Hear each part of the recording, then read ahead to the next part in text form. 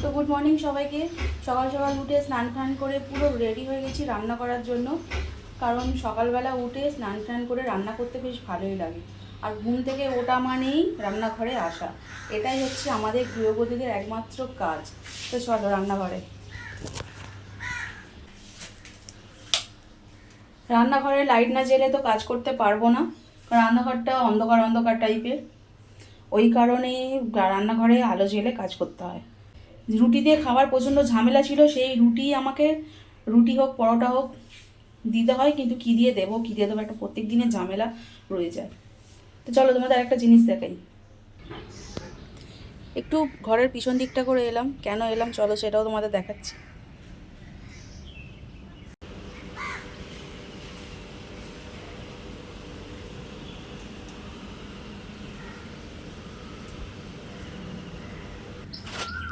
আজকে বেশি ফুল ফোটেনি, অল্পই ফুটেছে।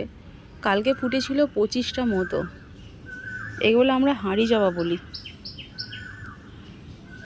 তো আবার রান্নাঘরে চলে আসলাম, দেখতে পেলে কত ফুল ফুটেছে। আজকে অতটা ফুল ফোটেনি, কারণ কালকে পুরো গাছে পাতা কম আর ফুল বেশি দেখা যাচ্ছিল। আজকে ফুল কম আর পাতা বেশি দেখা গেল।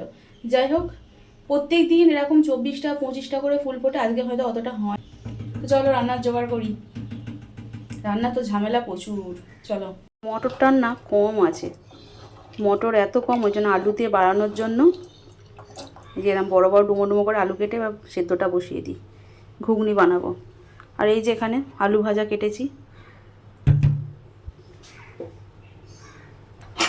রুটি দিয়ে তো দু রকম জিনিস দিতে হয়, টিফিনে আর দুপুরে।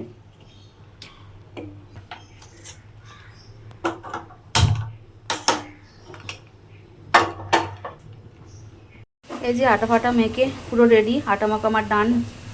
মটরটা সেদ্ধ করে এতটা হয়েছে, দেখেছো কতখানি বুদ্ধি আমার, দারুণ বুদ্ধি প্রয়োগ করলাম সকাল সকাল। আর এই যে টমেটো দিয়ে ঘুগনিটা করবো, কারণ আজকে শনিবার নিরামিষ। আর এই যে আলু ভাজছি।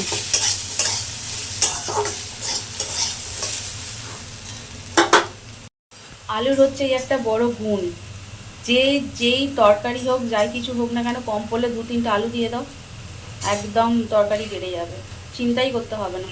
তো মটর ছিল কম, দিয়ে দিলাম আলু, বেড়ে এতটা হয়ে গেল।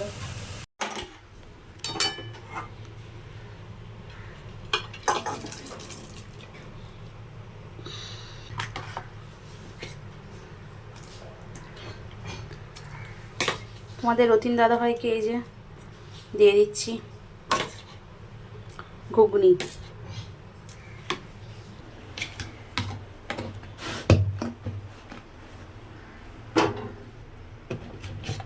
এই যে রুটি দিয়ে দিয়েছি টিফিনের জন্য, আর আলাদা বক্সে ঘুগনি দিয়েছি, আর চামচটা এখানে দিয়ে দিলাম।